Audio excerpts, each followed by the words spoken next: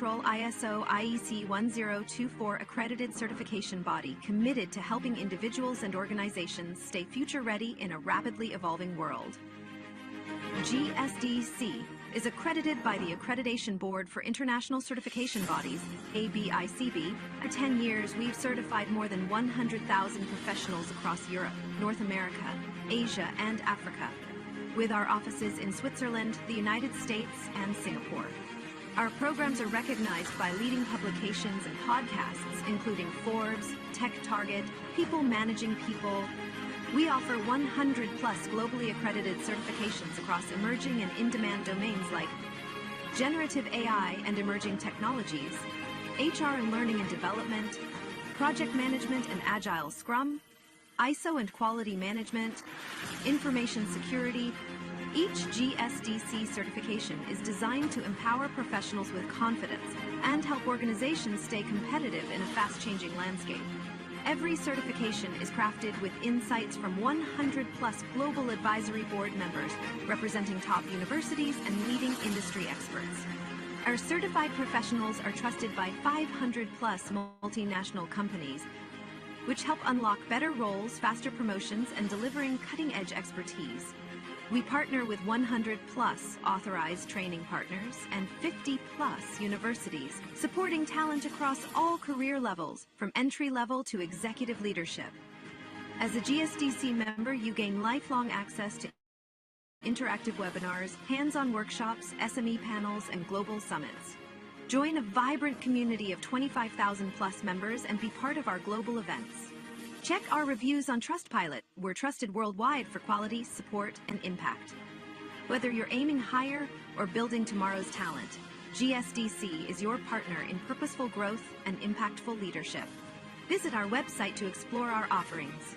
GSDC, share the best practices and learn from the best practices.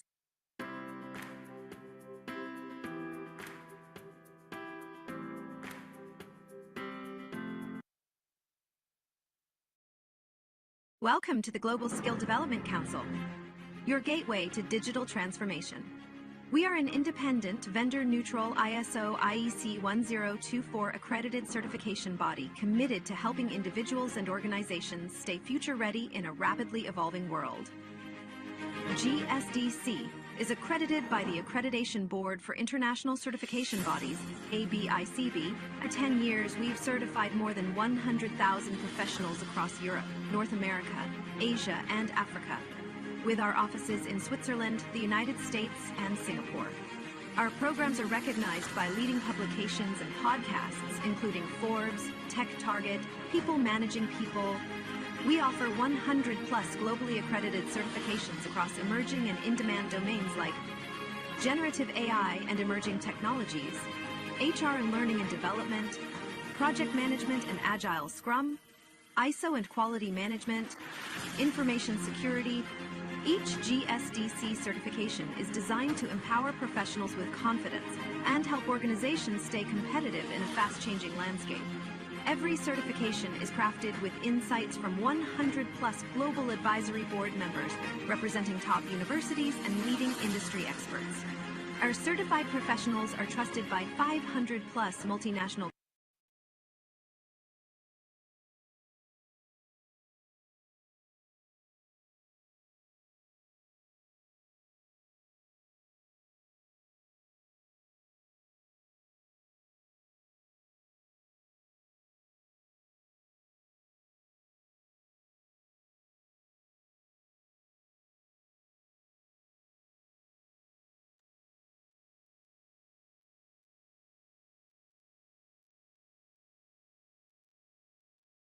श्रुती आवाज यायला का check कर.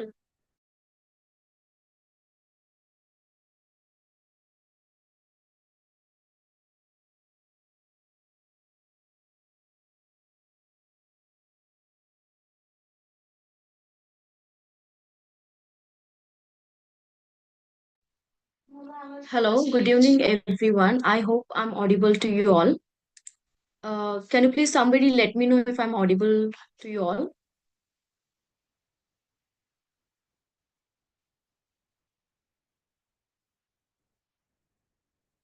Okay, that's great. Thank you everyone for joining today's session. We'll be starting the session now. Please allow me to share my screen so we can begin.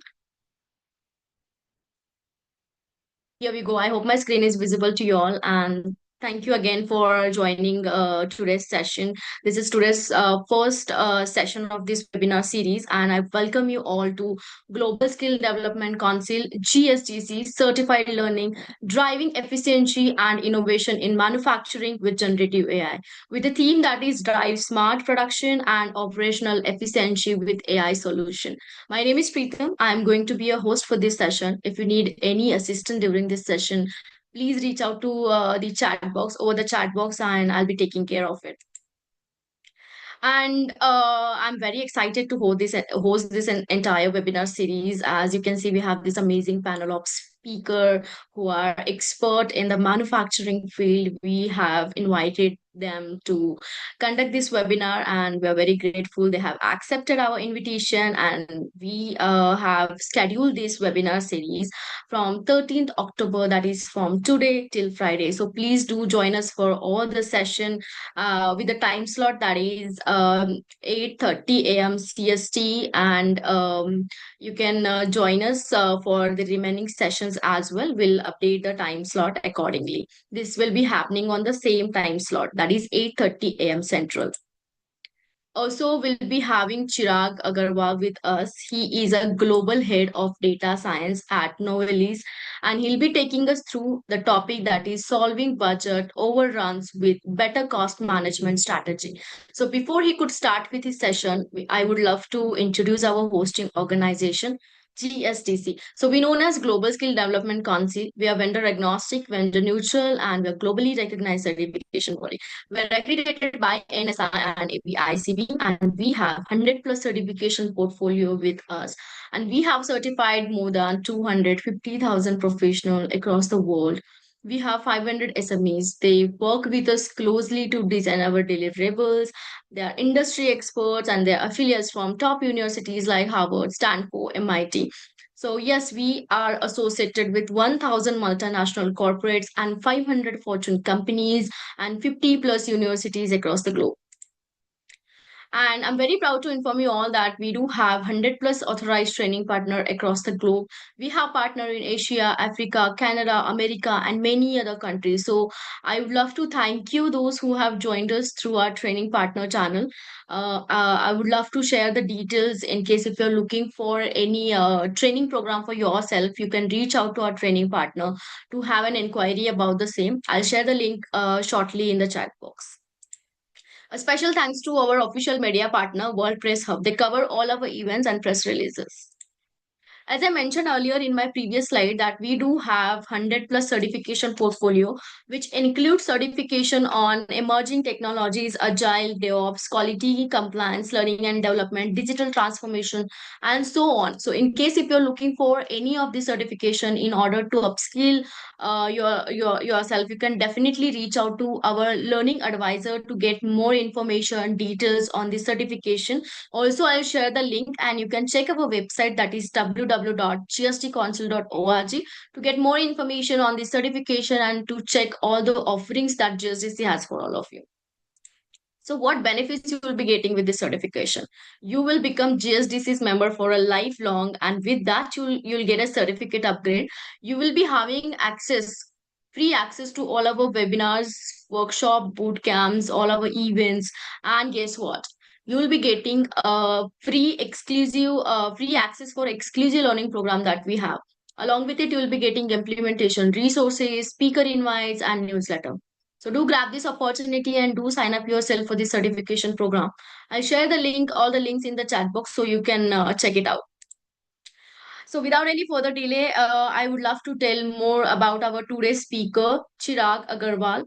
He's an award-winning AI executive with 15 years of experience. He's a keynote speaker and author, leading enterprise AI COEs for a large metal manufacturing company, proven impact in manufacturing and process industries, applying analytics across operations, supply chain, finance, procurement, and R&D to drive measurable outcomes in automation, safety, reducing scrap, energy optimization, demand and supply forecasting, price forecasting, and more.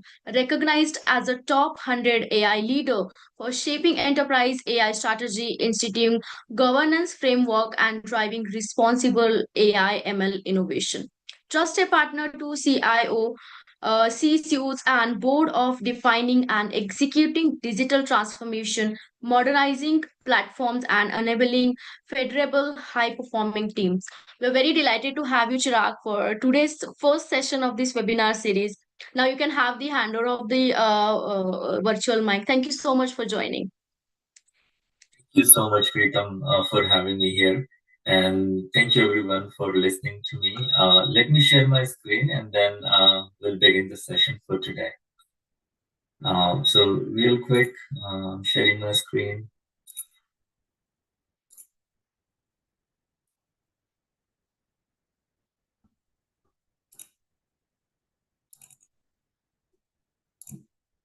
All right.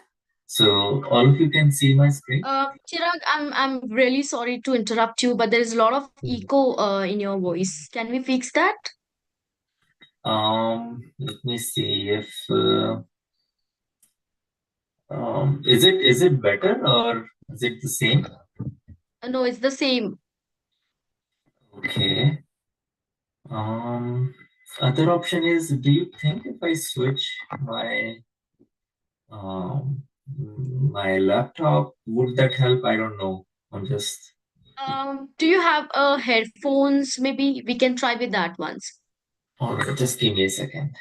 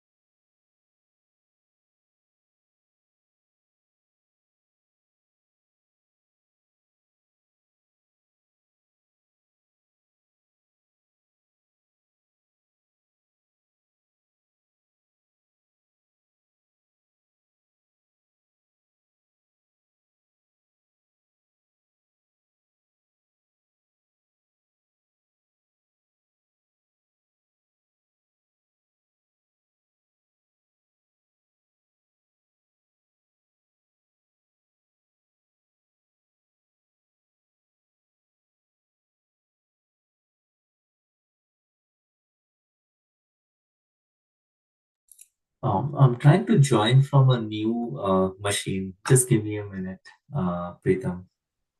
Chirag, I think we can hear you better now. Is it? Okay. All right. Yes, If yes, yes, that's good, then I can begin my session. Just yes. all right. Is it so this is good, right? All right. Then let Yes, much better. me Yes. Thank you so much. Yeah. all right. Thank you. Yeah. And welcome to the session, everyone.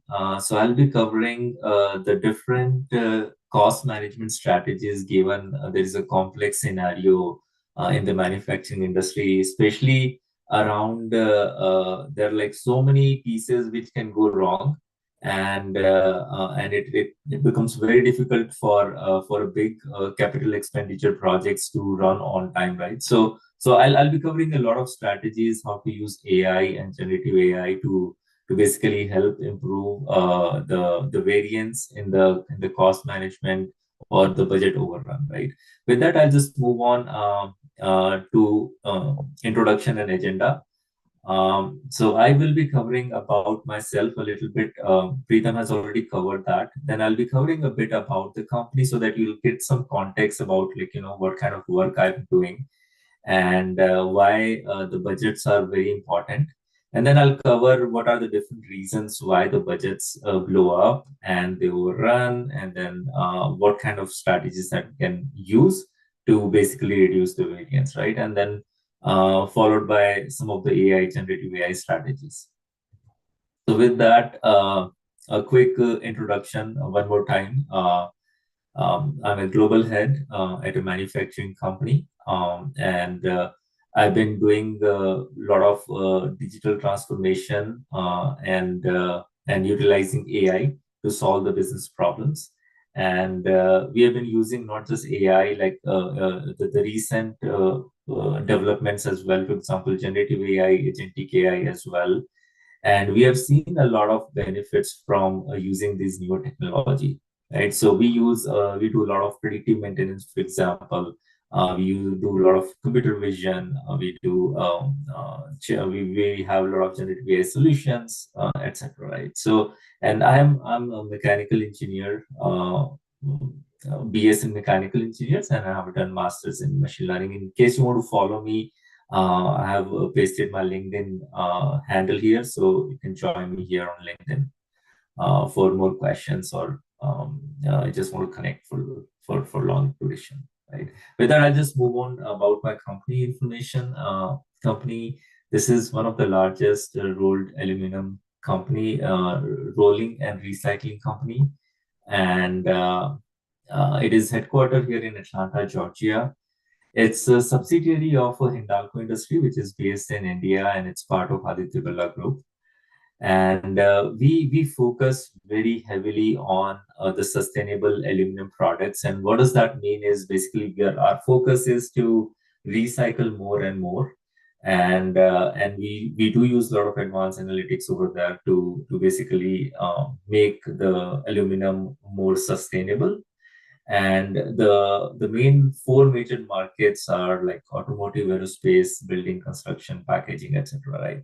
And the reason I'm talking about the company is because so that you get some idea about the work I've been doing, and you can relate why this is important in the bigger frame or the bigger picture, right? So in the current company that I'm working for, we basically collect the scrap from different vendors that we have, and then we remelt that scrap. We create a big thick slab of aluminum, and then we start rolling that aluminum with the giant machines or giant rollers, and then we roll it with the hot conditions. We call it hot rolling. We roll it in the cold conditions. That metal, we call it cold molling. So we have like a lot of devices which can go bad anytime, and we have no idea which machine will go at what time. So using advanced analytics can help us kind of having more streamlined understanding of the scheduling of the machine, and that can help us understand the cost piece around it. And likewise on the initial portion of it, when I'm talking that we have a lot of vendors through which we are sourcing the material. So there also we have a lot of complex supply chain. We are processing the metal at one plant and then sending it to the other plant. So there's again a lot of supply chain involved. So there's a lot of complexity in the transportation in the manufacturing area, and having more visibility to the data, more visibility to like different systems that each plant has across the globe. It provides us much better information, as in if we are doing a new project, for example, how do we use that information if that information is available to us as project manager, for example, right? So that's the reason, that's the context why I'm talking a little bit about the manufacturing company. And anything can go wrong, right? Maybe your vendor has not sent you the material on time, or maybe your machines are down, or maybe your worker or the operators, they are sick and you do not have a backup, or maybe you have got some quality control issues around your product, right? It could be any product. In my case, it is aluminum sheet, And the ways it can go bad is if it has a bad quality, it has a spots on it, it has a marks on it, then the end consumer or the end companies, they cannot use our product. So then they have to send it back. So their schedule will also go bad, right? So we have to make sure that, if we find a defect, we want to stop it as quickly as possible, and so that it doesn't go further downstream. So the idea is basically here is that we can do things better if we have more information available to us, we have more predictability available to us, and that's where the information is the key. And also these newer technologies, when we talk about AI and generative AI, they're super helpful in understanding that, okay, what information, what piece is where, what piece can go wrong, what is the average run time for a machine, what is the average break time for a machine, right? So all these pieces are super important for us to understand as we are thinking through about a project and the cost around it, right? So with that, I'll just move into the presentation. So this is like, you can see by yourself, right? The manufacturing cost crisis, budget blows up, right? And the McKinsey study, it reveals that most of the projects, especially if they're complex, they always run like, they do not end up with the financial targets that has been set for them, right? So it has become very important that that we have more information available to us, and uh, we are able to create we are close to the financial targets, right? Because even like, for example, when you're talking about the road projects, right? In all the countries, right, we have the road projects. They're also very capital intensive, very labor intensive projects. And most of the time you've seen that, okay, there is a flyover in the working, or there is a bridge in the working, and it has either overextended in the time frame. It was supposed to finish in a year, but it took like 2 years, 3 years time frame. At the same time, like on the cost perspective, like it was like a $10 million cost, and then it was like, okay, there's inflation gone up, there's a labor cost has gone up, and then the entire timeline, right, which was 2 years, 3 years timeline to build a bridge or to build a flyover, has kind of has kind of like overrun the cost, right? And that happens. And another reason why that happens a lot is because the timeline, right? These projects, they do not end up like in a month, 2 months, 3 months time frame, right? It needs a lot of time to basically build something, and especially if it is customized manufacturing. Like, for example, I give you some of the example from the recent companies building one project, or setting up a new plant altogether in Alabama, and we have seen that we have overrun in on those plants that the company is building. We have seen that the timelines have shifted, the budgets have shifted, right? And this is not common, right? As McKinsey study is showing that all the time we see that. So budgets are overrun, the schedules are overrun, and with time slippage, right, your cost keeps increasing, right? Because the inflation is continuously going up. And so how do you kind of like have all the information as tightly as possible, so that you can budget better, you can time better, and then you can deliver the project on time, right? So just give you like, what are the some of the impacts that can have from the delayed, like from the budget overruns or the delays, right? If you're doing a product launch, and especially let's say you are setting up a new plant, and that plant is going to help you set up a new product line, you'll have a product delays, right? You might lose a market share over there because someone else has launched their product prior to your product, right? And so you can lose market share, you can have squeeze margins as well, because if you have first mover advantage, and for example, if you have lost it because of your delays, then there's more competition there, and then you kind of losing on your margin. So you can basically have a huge impact on your competitive positioning in the market, right? So it's very important that how do you handle your budgets, your timeline, your projects, and then move on with that. Right. So with that, move to the next one. So this is like one tagline I really wanted to was very like eye catching for me, was like, when budgets fail, innovation stalls, and that happens because once your project is delayed, right, it keeps delaying over and over, and this is something which I have seen a lot when your airport or your flights get delayed.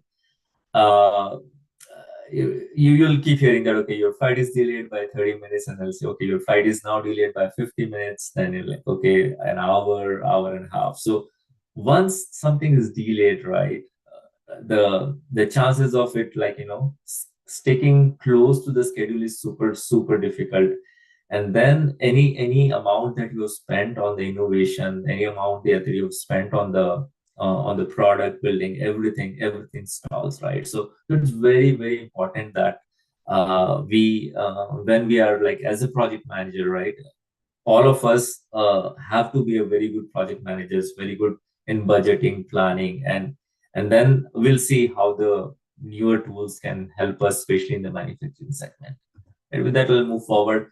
So these are some of the cost drivers, like, why costs are overrun, and I think that some of them I've already talked about, but I'll just keep talking about them in details here.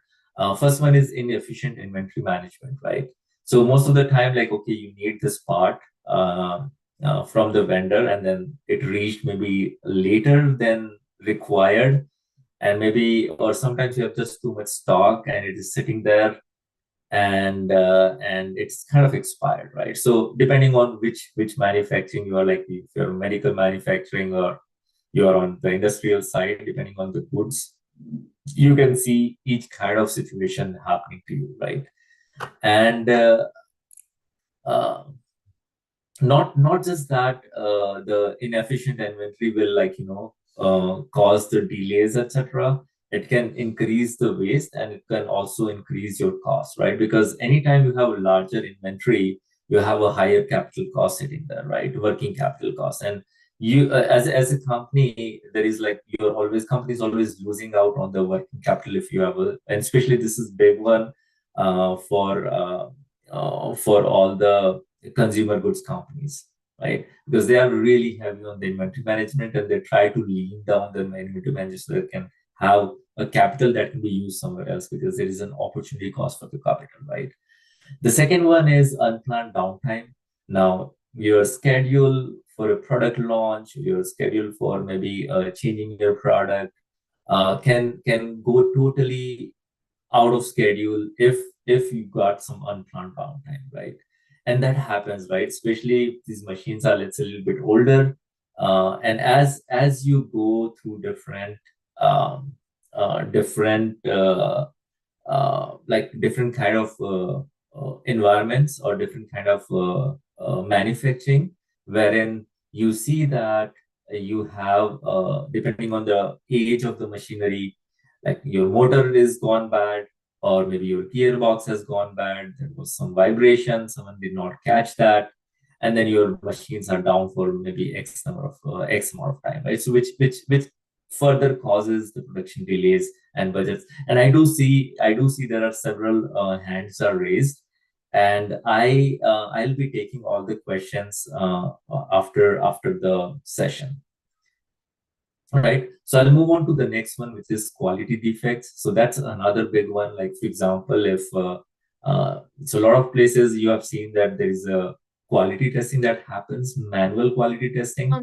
Chirag, I'm And extremely sorry again to interrupt you, but I can see only first slide is there. We can't see the slides. Your slides are not moving. I mean, is it your screen? we're still on the first slide. Is it? Okay. So let me share, and then then when we tested, everything was working, right? Or maybe let me share my Yeah, entire we screen. tested. Yes. All right, let me know if it is showing up. And sorry, I covered this slide. Maybe should I quickly run through that just so that okay, I'll quickly run. Okay, I was here. This was my slide one, right?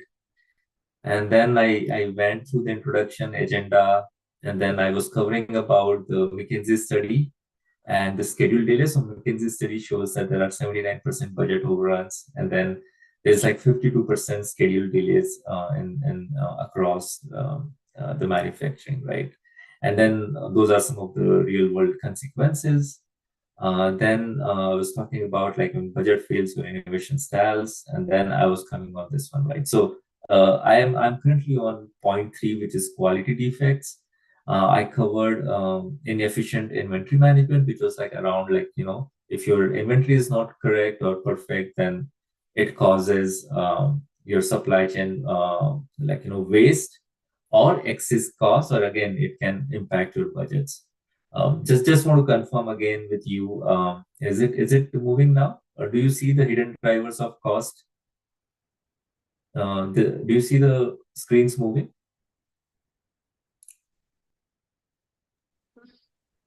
No, we can see this slide that is with the title, "The Hidden Drivers of Okay, Cost." perfect, That is perfect. the one, right? So Okay. I'm on that slide. Awesome. So next one is quality defects. So Um, so this is wherein like you have seen that in a lot of places the quality check happens by manual process wherein a person checks the quality and then move forward, and depending on different kind of industry, right? There are some industry where it has been automated, some industry it has not been automated. So some industry, what happens is the product quality has checked like okay, once in every five product or once in every three product. So depending on how much bandwidth the team has over there, right? Depending on that, they check all the quality. Now that also has a huge impact in not in terms of like wastage of resources, because if something is defective and you have pushed that downstream, it will not be used by the end vendor or the customer, and then they will send it back to you, right? So there is a cost associated to transporting it to the customer and back, and at the same time it will haywire their schedule, which they were supposed to produce or use that material to do something else. And then one example, and I'll give you a lot of examples as we walk through. And then the last piece here is manual cost tracking, right? So you see a lot of time that okay, there are a lot of Excel sheets sitting there on the computers. They are fragmented. The costs are like created by the team just for that department, and they are not like interconnected from one department to the another department within the same plant or within the same machine center. And machine center is basically, for example, if you have a very big machine, then each portion of the machine is handled by a different team, and so that's what I'm calling a machine center, because in our case, let's say there is a team who handles just the motor portion of the machine. Then there is a team who handles, let's say, gearbox portion. There is a machine. There is a team which handles the roller portion of the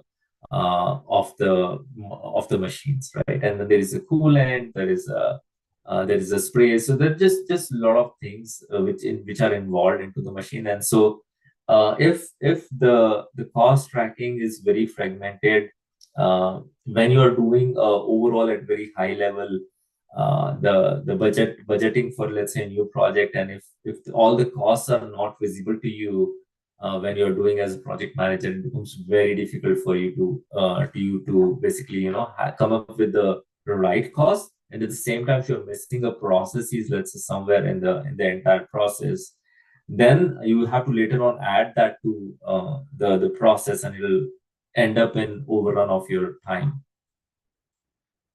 Right. With that, I'll move on to the next slide. And just to confirm, if you can see how AI is changing the game in manufacturing cost management. So you see this new slide. So I'll talk about predictive demand forecasting. So this is one thing which is super important in manufacturing, is how much visibility you have for your demand in the future, right? And accordingly, you can you can create your projects to meet those demands, right?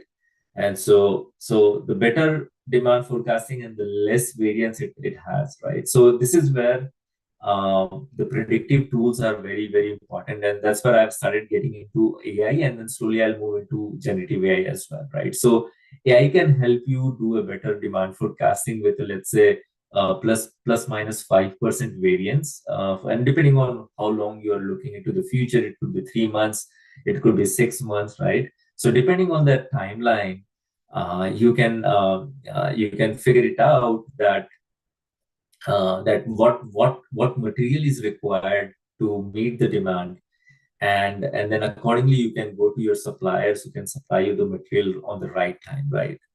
And so all of that is super important for you to produce in the seamless manner. Second is intelligent supplier selection. So a lot of companies have started using different vendors to reduce the material cost, right? So if you know already in advance that, okay, you have to produce X amount of material A or product A and then Y amount of product B, then accordingly, you have enough time to, connect with a bunch of vendors and find out where you have the right optimal cost, right? You can optimize your cost, because sometimes it happens that, and we call it like, spend control tower, wherein you have spend visibility of your spend, you're buying the same material from, let's say, in different geography or maybe in different plants, and you're using the different vendors and they're supplying it at different prices, right? So you can probably start looking at some of the benefits. For example, maybe you are using a supplier from Europe, which is supplying maybe at a lower cost, and maybe you can negotiate with the same supplier to supply probably the same in the US as well in the market. Of course, there are other factors that comes into the picture. Maybe your tariff comes into the picture, your transportation cost, your timeline, all of that comes into the picture. So you have to, of course, add all of this and then find out whether, from the cost perspective, are you open to move your vendors to, let's say, from one location to the another location, and then accordingly select the right vendor, right? Next is predictive maintenance. We talked a little bit about that. If you have more visibility into like when your machines are about to fail, then you can again, that can help you create a very good project plan, very good cost control plan, right?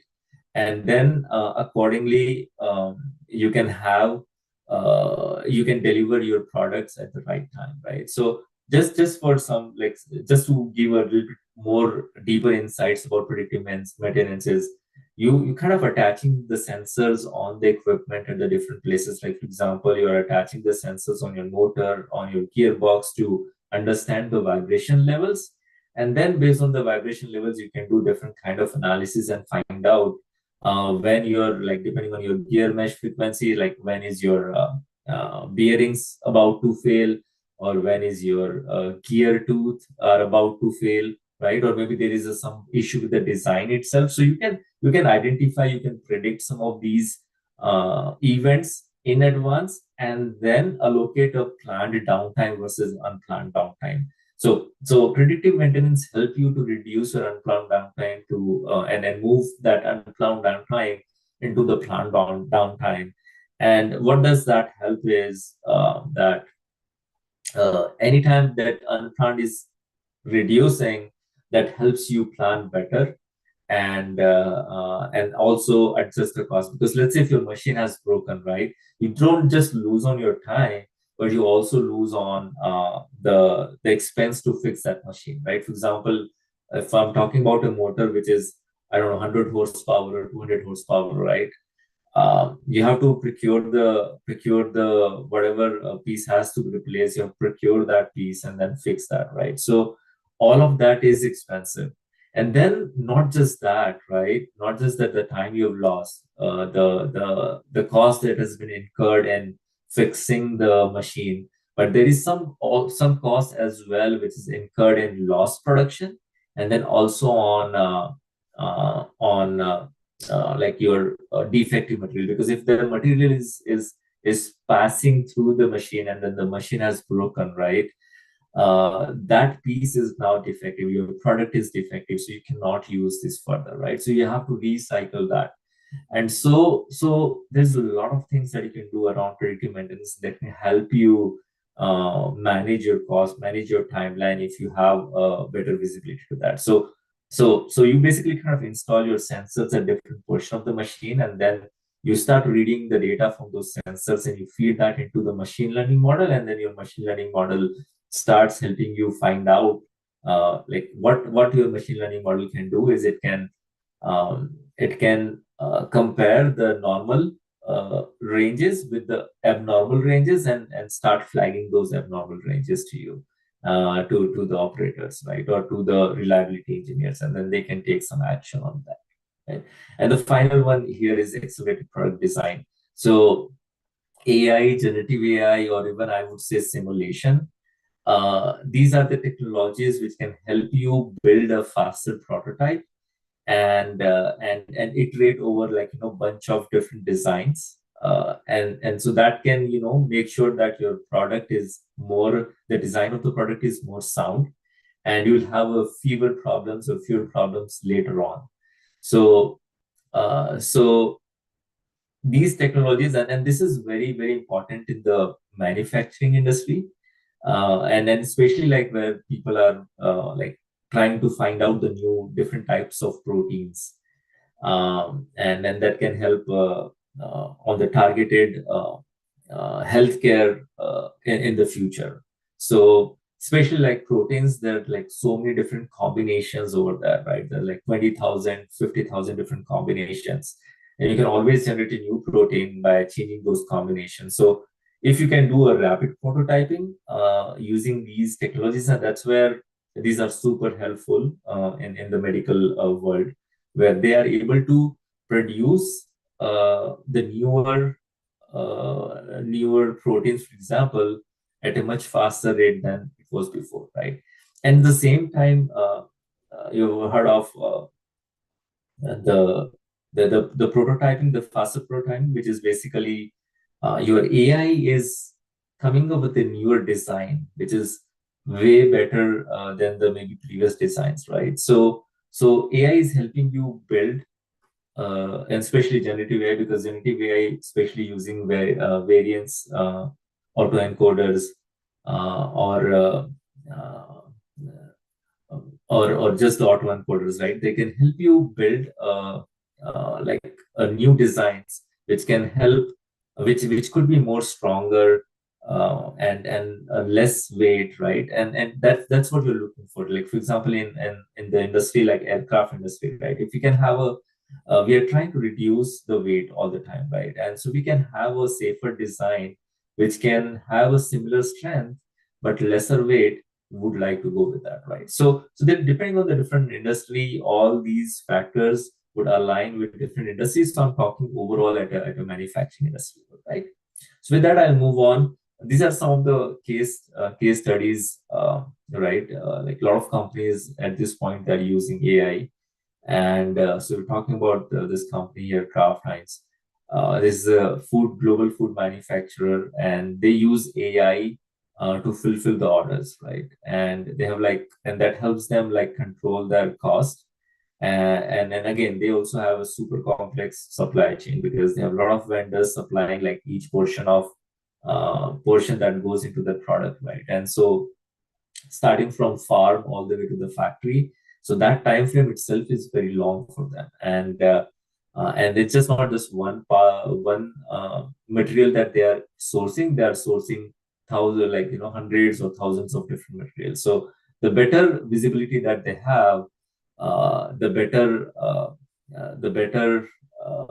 they can uh, better they can manage or plan their resources, and then that better planning helps drive down the cost, help better customer satisfaction. And once you have a better customer satisfaction, that can help you drive more sales, right? So it's all kind of related one to other, like because if your costs are overrun, your timelines are overrun, your customers are not happy, right?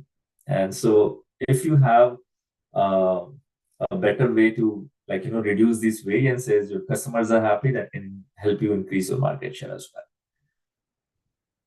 So this is one of the rule where a lot of companies are going. It's called like 30% rule in AI.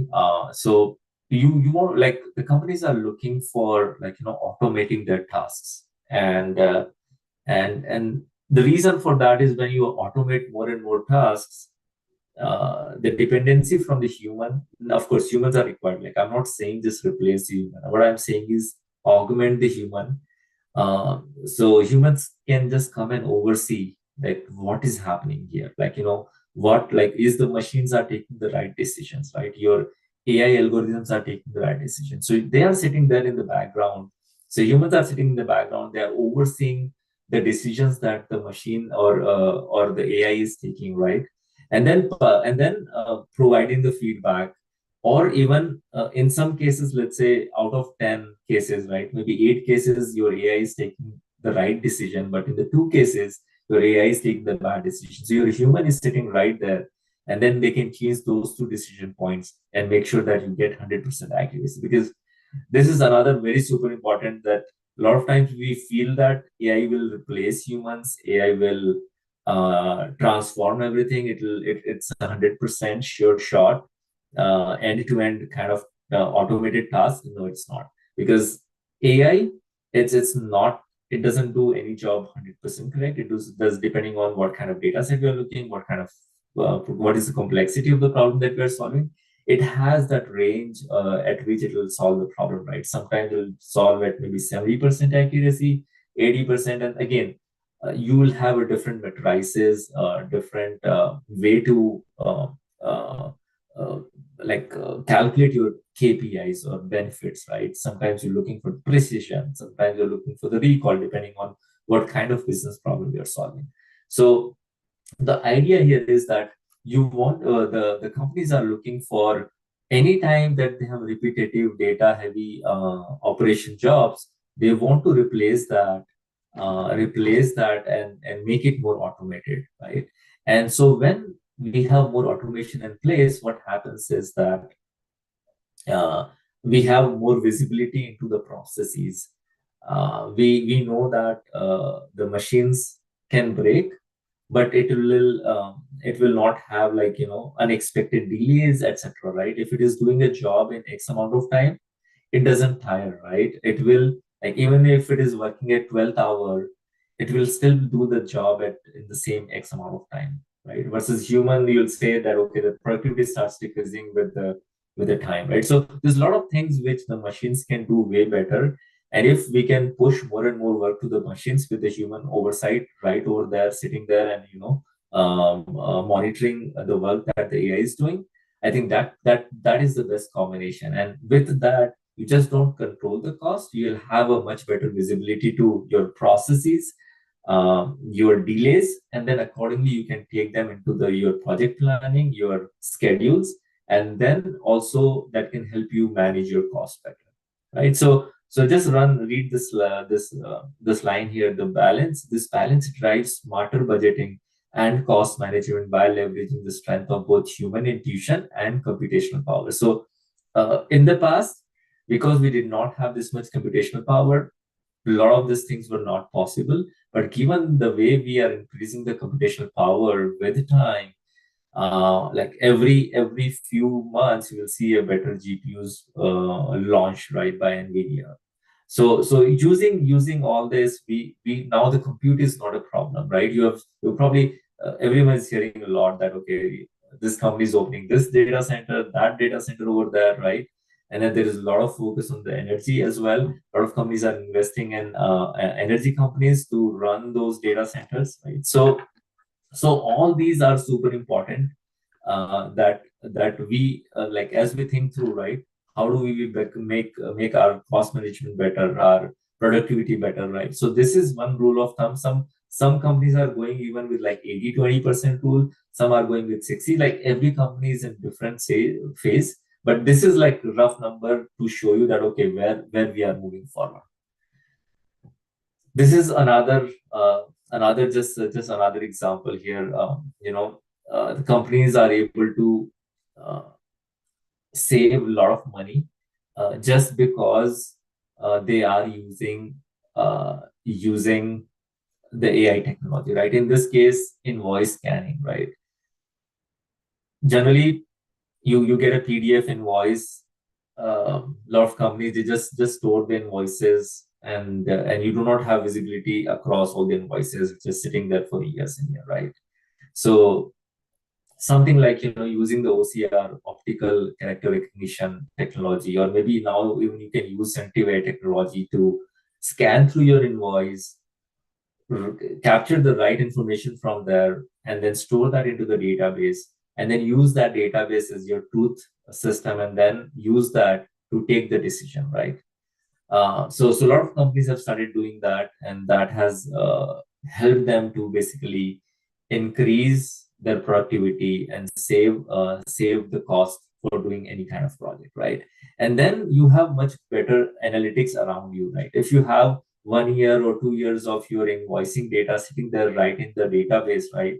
You can then expose that data to generative AI, and then generative AI, and you can just ask questions like, for example, okay, if you're buying, let's say, motor from, let's say, three different vendors, depending on you have different plans, which vendors are giving it the right prices, or which vendors are expensive, right? You can also take decisions around consolidating the vendors, right? You go with a single big end to end, right? A bigger like we call it economies of scale, wherein if you have a single vendor providing you more services, probably their services could be cheaper, right? So there could be a lot of ways you can increase the productivity, save the cost, but the key here again is that what kind of information is available, right? The more information you have available, and generative AI, which is very good in understanding the unstructured data. And when I say unstructured data, it means like you have PDFs, you have a PowerPoints, documents, Excels. Now it's getting better with time. It's getting better even with the relational data, which is like your tabular data. And this is like a very strong combination of unstructured data and structured data together, and generating analytics which can solve a lot of business problem and drive the productivity. Now, just to let you know, like in the predictive maintenance that we were talking a little bit earlier, there also a lot of companies have started using the agents. Now, what agents do is that, okay, you get the alert from the predictive maintenance, then your agents, they tie that information, that alert information with, okay, when was the last time that machine was repaired? So that information is sitting somewhere in some of the system. Your agent is exposed to that, and that agent is getting the information at the right time, right? Okay, when the machine broke last time, right? So that's another agent going and getting that information. When the machine was maintained last time, right? So all this information is very information, because now you are getting the context around it. If you gotten let's say predictive maintenance alert around your coolant system, right? Now, if you have this additional information that your agents are getting you, then you can take a holistic decision as a reliability engineer, right? Okay, maybe, oh, coolant was fixed 3 days back, and then today we see a leakage issue. So maybe because it was repaired 3 days back, there was something wrong. The repair was not done correctly, right? Versus if you don't have that information, you are starting again from blank. Okay, I have a leak here. What's wrong? Which portion of the machine is wrong, right? So you start from like blank, versus you have all the information right there, and you can process all the information and give you very quick and information that, okay, you are getting this alert for coolant leakage because the possible causes are that you have done a repair 3 days back. The possibility is that the cap is loose, and so that could be one possibility. The other possibility is that in the last repair they did not change the nozzle, and the nozzle has worn out. So this could be the two possibilities. So now you have much more targeted information which you can go and fix it much faster. So your unplanned downtime is further going down. So it's all I'm talking about is that how much information is available around, and then how much context is available around you, which can help you drive the better decision making. And agents, generative AI, is super helpful. In the past, you have like if you go to your SharePoint, if you're using Microsoft products and you go on SharePoint or maybe your Google Drive, you'll see you have tons of data sitting there, right? You have images data, you have documents, you have PDFs, right? And you, as a human, right?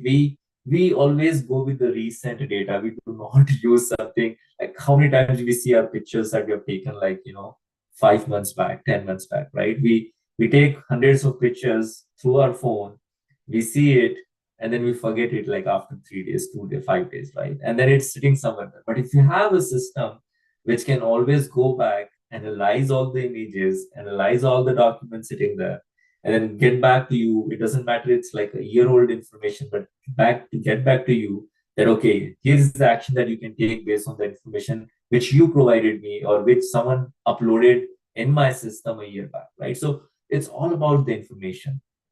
With that, I'll just move forward. AI detects hidden savings. So I think I've talked a bit about it, but I'll just quickly go around. There are 4 pillars that can help you do the better cost management. And I've talked about like how the technology can help you increase or do a better cost management, right? So resource planning, align budgets with realistic resource needs based on historical data and AI projection. So if you know what is your demand, how much you have to produce, or what kind of project you're doing, right? You have connectivity to different data systems sitting in your, like your MES system. If you're talking about manufacturing system, you have a SAP system, you have an Oracle system. So sometimes depending on the size system, you have 300, 400, 500 different databases. And it's so hard for a human to basically go through each of the database and then get the information, right? So this is what we call data silos, and this is one of the biggest problems in solving a lot of problems, that a lot of information that we need to solve a business problem, right? Now, with the advent of these technologies, right, you can train your agent to go and say, okay, whenever I need this information, let's say, I don't know, maybe maintenance record, or maybe let's say my demand planning or my capacity planning, right? Go to these 5 databases and get me the information. So you build one agent to get that information. You build another agent to build to get your supply information or supply chain information, or maybe your routing information, right? You build another agent which can get you something unplanned downtime, or maybe there's a fire in your plant, right? So it could be anything which can interrupt your production, your project planning, and which can drive the cost, right? So again, AI can help you get to all this data and then get you the right data that you need so that you can do a better resource planning. Estimation, same thing. You get more information from different sources. AI, generative AI in case, is helping you get all that data. You can have a better cost estimation for that. Same goes with the budgeting, right? You have better cost estimation. You have better timeline. You can say, okay, my project will probably end in 2 years or maybe 1 quarter, depending on how big is your project. If it is very capital intensive, you're setting up a new plant, it can take you 3 years, 4 years, 5 years, right? So your cost can overrun, and so your AI, you can set another agent which can get you the information around your like, what will the inflation rate that will change, right? So what will be your resource or the labor cost which will go up? What are the material costs that will go up? Maybe there are some material which are going down. So you can get all that information and then help you create the right budget, right? Unless the team doesn't know what are projects you have to do in that next 5 years or next 3 years time frame, it's very hard to do the budgeting, right? So budgeting, planning, these are very difficult, and you can these technologies, because they have more information around you, can help you do much better, much smoother, much seamless manner, right? Control, enable continuous monitoring and rapid corrective actions when variances emerge, right? So good part about this technology is it's not just that you get the information one time and then you're done with that, right? So when you're doing the planning today, right, and you can probably run the agents that can help you do a planning on a daily basis. They can help you get the budgeting estimation or the cost estimation on a daily basis. Okay, maybe let's say I just take example here in aluminum sector, right? Okay, we have to ship X amount to customer Y, right? Now X amount, it will take me to build that X amount, let's say 6 months. And now 6 months, I have one agent which is telling me on daily basis, what is your aluminum cost, right? Is it going up or it's going down? Is it cyclical, right? So continuously it is getting me data, giving me visibility for next 3 months, 6 months. And then I use that to kind of change, maybe not on a daily basis, but maybe on a weekly basis, maybe on a 2 weekly basis. So that you can define enough corrective action so that you have, at least you can inform your decision makers that, okay, here is what I see changes in my budgets, changes in my timeline. So here is how I see that the impact. So overall, overall decision making, not just the person who is doing the project planning, but also the people around, like in the company, right, who is approving the finance, or who the people in the finance, like sometimes they borrow cost, right, on short term basis, or if required, right? So they can accordingly plan better, and then uh, get the right or better rates depending on how much they have to borrow from the market, right? So all of this can help from the market. And again, coming back to the same thing, information, right? You need the information at the right time as you're doing, and not just one person, but across the company, right? You have to make sure that company is AI ready, company is adopting the newer technology. People are ready. People are learning newer skills and using those skills to combine all of these processes together. And with that, I'll move next. I think I've talked a lot about predictive maintenance, so I don't want to go further into it, but it's all about like sensor data. You're putting the sensor, and I think the reason why the predictive maintenance comes again and again is because it has so many pieces into it, and it can actually drive your drive, especially in the manufacturing scenario, right? It can drive all the projects completely off board, because there's suddenly a machine which costs like 3 million or $2 million is broken. Now it takes 2 weeks to fix it, and then there is like additional $2-3 million of cost. So a lot of that is there. Okay, so I'll just move forward here. Quality control, we talked about that. Like a lot of companies now, they're using uh, computer vision algorithms to basically detect in real time at high speed. So sometimes you're producing, like some companies produce at very high speed the products, right? Like for example, all these steel manufacturing, especially the sheets. So when they coil the sheet, right, the sheets are coiled at a speed of I guess at a 3 meter per second or 2 meter per second rate, right? So it goes really fast, and for human it becomes very hard to visually see any defect, and you have very very small time frame, and then it'll wrap over the another layer, right? So it keep wrapping until it creates a big coil, and for human it becomes super difficult to even do the quality control, right? So that's where these, again, the newer technology, especially let's say this camera, you have computer vision, put the computer vision over there, detect, and again, there's a lot of things around the computer vision. You need to have your right camera, which is the right camera, right lighting, right distance of the computer from the space where you're looking at. And then also you can do, depending on that, supervised and supervised learning, what is the use case there. But these are some of the technologies which can help you reduce the cost further, right? Or you can control your cost, because if you know that your quality control is very strong, then you are not shipping the bad material to your customers. Move on to the next one. Accelerate product innovation and cost saving. And this is something very important, like simulation is super important. You can the lot of companies, there's some companies, they call it digital twin as well, but digital twin is a little bit an advanced term. A lot of companies have not reached there. But what they're trying to do is they've like mapped their entire processes of the plant and kind of like simulated that on your computer. So now you can do a lot of what if scenario. You can identify your bottlenecks. And so if you're doing a project planning, you already know what could be your bottleneck. And so you can take, the companies can take the actions in advance to remove those bottlenecks. Now, there is another thing that you remove, that the companies are removing one bottleneck, but then there is another bottleneck, right? So there is like a concentrated effort wherein, like, okay, find out all the possible bottlenecks and start removing them. So So your simulations can help also identify where the bottlenecks are, then target those bottlenecks using AI and remove them one by one, right? Or maybe together. And so there's some example where you can reduce the cycle time, as some of success story around the automotive, right? Just move forward, inventory and logistic optimization with AI.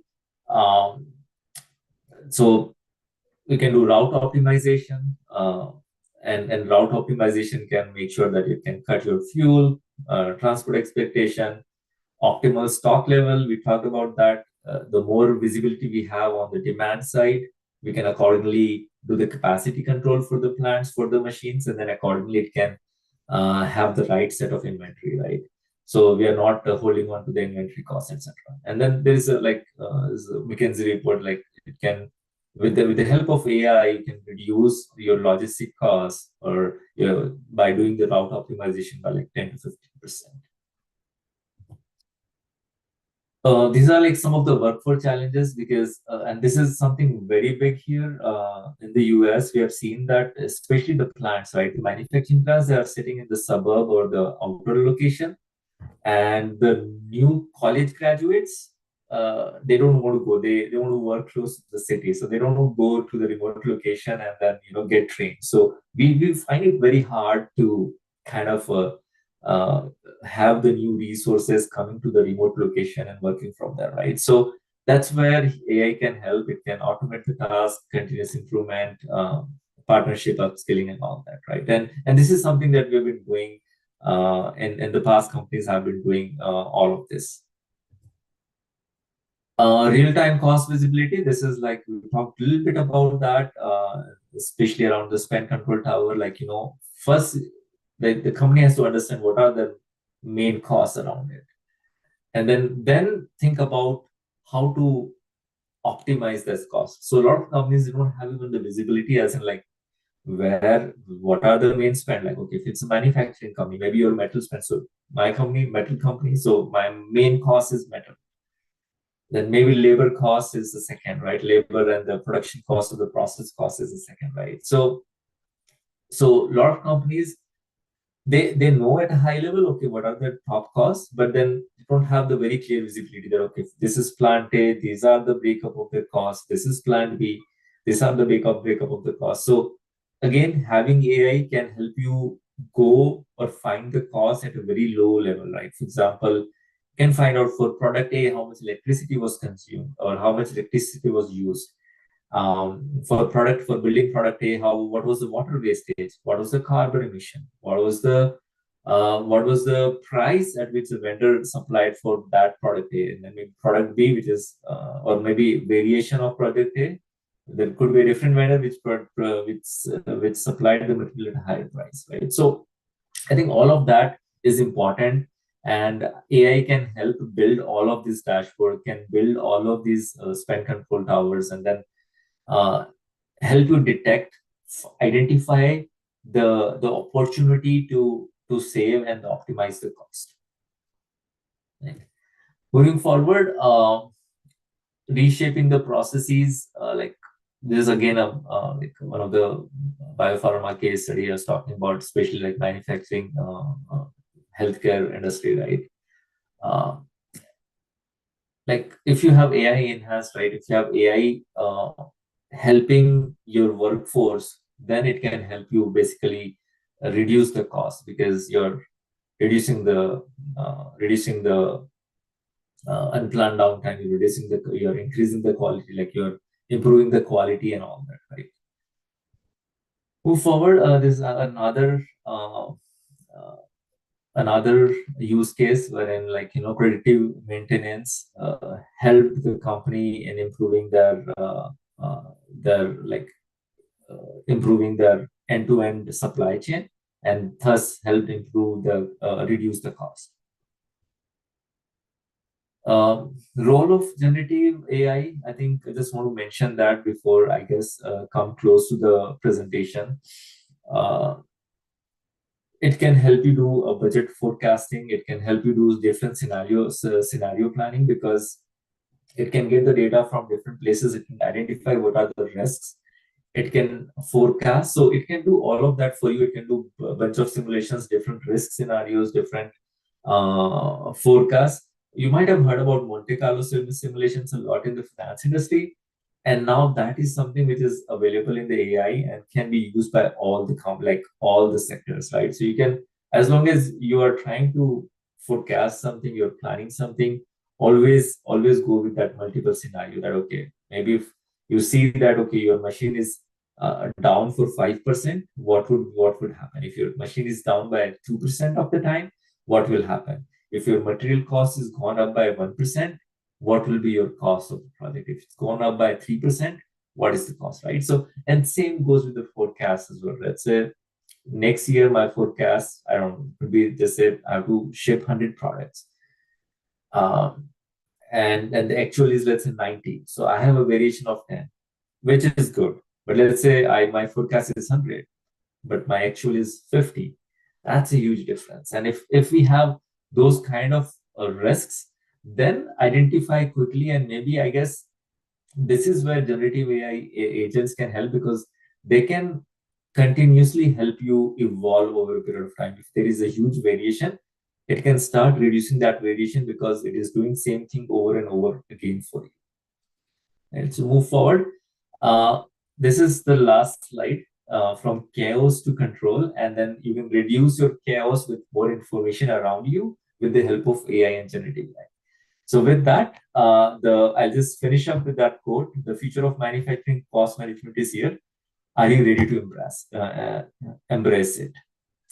Thank you so much, and I'll open it up for the questions. Wonderful. Thank you so much, Chirag, for such a very informative, very insightful session. And of course, it is a first session. It's the best session, I would say. Thank you so much for this session, and we'll be jumping into Q&A. So I would love to request all our participants to please drop your questions right away, as we'll be taking the questions for next 5 to 10 minutes. So Chirag, I can see we have already got one question during the session. So I'll be reading it for you. We have got this question from Aru. Are generative AI solutions different from the classical ERP packages, or are these add-on features modules for these packages? So some companies, I mean, that's a great question, first of all, because so this is a new technology. Generative AI is a new technology which was not there with the ERP packages. Now, some of the ERP companies, like for example, SAP, Oracle, they are trying to add generative AI into their own package. So if you are onto that, you already upgraded your ERP systems and you have available that generative AI technology, you can probably use that. But let's say if you don't have it, then you have to go out of it and then use it, right? So depending on the availability, I would say go use it. I guess I think the important point here is that, do you have the right set of people who understand the generative AI technology, who can help you, let's say, do the right prompt technology, or maybe build the right agents to get the right information? Because right now, the tools, maybe like Salesforce, like SAP, etc., right? They are trying to come up with their own agents and the generative AI technologies, but I think they are not there yet. They're still, because the technology is new, it's evolving so fast. Everyone is trying to do a lot of experimentation with that. So they have not included all the latest and the greatest right in their environment. So if you want to use latest and greatest, probably you have to go out. Maybe if you have a data science team in the company, you can leverage them. Or maybe if you have a vendor which can help you provide those services, you can leverage them to basically take the advantage of generative AI tools. I hope that helps. Absolutely. Thank you so much, Chirag, for answering this one. Moving forward to the next question. Ambadas is asking, how will help generative AI in break assembly area, step-by-step information? Yeah, so generative AI can help you. So generative AI is something, it's a technology which can go through, let's say, tons of information very quickly. Like as a human, right? As a human, how many books we read in a lifetime, right? It's maybe, I don't know, 2,000, 5,000, right? That would be it. these generative AIs are trained on millions of books, and they can process like if your company has, I don't know, 2,000 PDFs, it can process through that information like within seconds. Versus if human has to go through it, it'll take maybe 2,000, even on the size of each PDF, will take them probably more than a year. And if you're combining like 50 people and they're all reading together, then how much knowledge will be transferring from one person to another person is again a problem. Like we don't know, right? Versus we are using agents or using generative AI, the transfer of knowledge is 100%. There is no loss in the information. So when we talk about the different station or different processes within the long manufacturing process, right? You can have probably build the agent, or you can call it agentic AI, where you are building agent for each process and the data around that process. And then there is a manager agent which can connect to all these agents and calling them as required. Like for example, in the assembly line, right? You have this car assembly, and then you're doing this stamping followed by painting, etc. Right? So in the painting, you might find a defect, right? So then you can ask your agent, what could be the possible reasons for this metal defect? Is it happened in the stamping, or the your metal was defective, right? So you can call the agent. Agent can analyze the data around it and then tell you, maybe the agent which is coming from your stamping side will say, oh no, I don't. We don't think there was any like defect caused by our processes, because in the last 200 runs or the 200 cars, we did not see any variation in the product. And then maybe your agent, which is more from the material side, comes back and say, oh, we do see that we are getting from this new material. Some of this material we are getting from vendor B, and then that vendor B has some issue around the quality of the product, right? So you can combine now this kind of like the agent that I'm talking about. I guess that is something will not have inbuilt in the ERP systems. This is something that a data science team or your AI team has to build it for you. Wonderful. Thank you so much for detailed explanation, Chirag.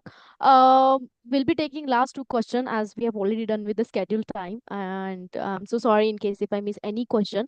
So, dear participant, you can definitely reach out to our speaker. I have already shared his LinkedIn profile link in the chat box. Also, you can tag GSDC by asking the question, and our team, SME team, will get back to you. Thank you so much. So, the second last question, we have got it from Amit. Forecasting with AI is a great solution, and I always admire this because AI can help to generate better accuracies for organization. I would like to know how does it work when in recent times we hear a lot of geological tensions across the globe. Are organization thinking to make their forecast more better, especially when it comes with global product flow? Yeah, I mean, see, there is always geopolitical situation, right? You will have, you know, there is some blocking from, let's say, country A to country B, for example, or there might be some additional taxes, etc. Right? So you just don't know, right, what kind of new information is coming. So I think when you're talking about the forecasting, uh, you would like to do your forecasting with maybe your classical machine learning, and then you can use your generative AI on top of it, because all this is unstructured information, right? You can have your generative AI built on maybe Wall Street Journal, for example, or maybe something which is paid for you. Maybe Wall Street Journal won't like your generative AI coming and crawling on their data, right? They might sue you, so don't do that. You want to probably go to different sources which are free, and then they can provide a credible news sources that okay, maybe there is a new tariff between these two now. What so then that agent or that generative AI can get that information for you, and then use that information and say that, okay, you have this supply chain from country A to country B, and then between country A and country B there is a increase in tariff, so that is going to add your cost by X%, right? Now, so now you have some more information about your pipeline, about your supply chain, specific between those two countries, and then also the cost implication, right? So then you can take a better decision that okay, maybe you were buying 100 of this from country A, now because of this cost implication, maybe you want to reduce it to 80% and go to maybe country C for as you want to diversify, right? So there's like different opportunities here. And then again, I can call agent from different places. So again, this is again a complex scenario that I'm talking about here, where you have different agents coming and then getting the different information, and then combining with your classical machine learning forecasting. But then of course some human in the loop is required here as well to take the decision. Greatly answered, Chirag. Thank you so much. So we'll take this last question for today. And before that, I would like to inform all the participants that we do have some great announcement for all of you. So stay connected till the end. Thank you. So the last question came from Abhijit. How do we ensure root cause analysis from AI doesn't become a black box for frontline teams? I agree. I mean, a lot of this machine learning, and especially if you talk about the generative AI, right? You do have a black box, right? It is very hard to understand, and especially with generative AI, with the same input, a lot of times you get, like, depending on the temperature settings, you can set the temperature, but you can get the different actions or different output, right? So how do you want to use that solution? So that's where that human insight is super super important. So yeah, remember that slide where I was talking 70%, 30%? Always have that human insight, because sometimes your answers could be wrong. What you can do here is, in this case, and that is something that we have done as well, is that when you're getting the answer from your chatbot or LLM about, let's say, root cause analysis, right? Uh, Ask them to provide you the reference material that they've used. Ask them to provide the raw text from where they've got the answer, right? So that way you have some context that, okay, you are getting this answer from LLM, but the LLM has picked this answer from this raw text or from this file, right? So that gives you more faith or more trust into that answer. And then, of course, you as an expert in that process, as an expert, you have to vet that information by yourself, right? So don't trust them blindly. Be there, walk through them, and then of course tweak them, so that, or maybe have some guardrail saying that, okay, if you don't find the information in this document, come back with an answer saying that I don't know, versus generating some random answer. So you can do a bunch of different things to get you, or to acclimatize your, or to customize your agents or chatbots. Wonderful. Thank you so much, Chirag, for answering all the questions so far. I can still see we are getting a lot of questions. Then I am so sorry that we have already done with the scheduled time. So please do reach out to Chirag. I've already shared his LinkedIn profile link in the chat box. You can check it out. And you can also post your question on GSDC's platform by tagging us, so we can get back to you with the answers. Thank you so much, everyone. So Chirag, before I move forward with the session, we would love to hear final thoughts from you for all our participants today. Yeah. Thank you. Thanks, Pritam. And first of all, thank you everyone for listening to me. And reach out, as she mentioned. My final thought would be, use AI. That's the future at this point. So use AI with caution. Don't just automate blindly. Always have like a human insight on top of it. So I'll stop with that. Thank you. Wonderful. Thank you so much, Chirag, for sharing such a great thought with us today. And yes, we'll be definitely reaching out to you again for future sessions with GSDC that we'll be scheduling. Thank you so much for your time again. And yes, dear participants, as I mentioned that we do have some great announcement for all of you. So this is regarding the certifications. I hope my screen is visible to you all. Okay, so this is the certification regarding today's session that we had on certified generative AI in manufacturing. You can opt out for this certification. You can use this promo code, which is AIMF25, which means you'll be getting 25% discount on this particular certification. And this offer is only valid for certain period of time. So do grab this opportunity before it gets expired. So this certification, whatever the certification you get from the GSDC, that comes along with the lifetime validation, which gives you a lot of learning resources, where you'll be getting a lot of case studies to work on, e-learnings, book of knowledge. And these certifications, as I said, it's a lifelong learning which gives you learning flexibility, and you will be getting a lot of chance to connect with our training partner channel and having an opportunity to work on the capstone project. That is something real AI real time AI simulation practice. So do grab this opportunity, do sign up yourself for this. I've already shared all the offer details in the chat box along with the link and the promo code. So this is regarding the utility tool. The GSTC has introduced this earlier. How this tool will help you? This tool will help you to improve your overall LinkedIn profile score. It will help you to build your personal brand. It will help you to create your AI generated resumes, and also so it will also help you to build your AI related skill. So do check this out. I've already shared all the utility link in the chat box. If you scroll up little bit, you'll find it. Also, I'll share it again post this announcement. So you can use this August 100 as a code, promo code, to get 100% off, which means absolutely free. And this is only for our webinar attendees. So do grab this opportunity and check this tool out. Also, let me make this announcement, as this webinar series has scheduled for 13 till for this entire week. So do join us on tomorrow. We'll be having another session with Jayant Reddy, and he'll be taking us through the topic that is predictive maintenance and process optimization with AI. This will be happening with the same time slot, that is 8:30 a.m. Central, 9:30 p.m. Singapore time. Do join us.